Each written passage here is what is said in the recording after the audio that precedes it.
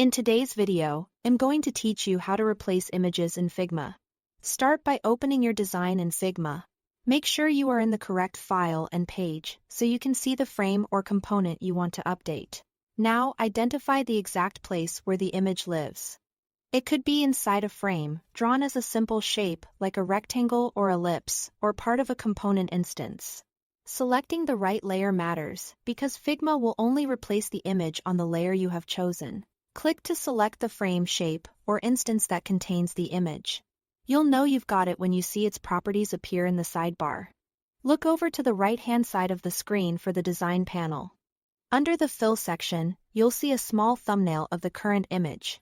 That thumbnail represents the image fill applied to the selected layer. Go ahead and click that thumbnail.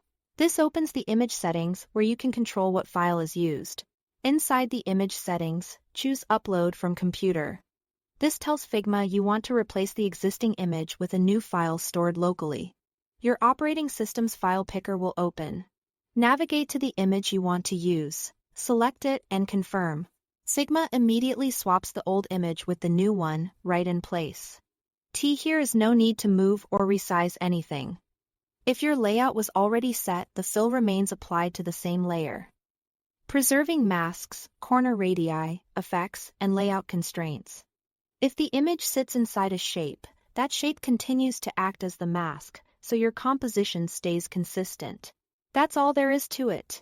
Thanks for watching.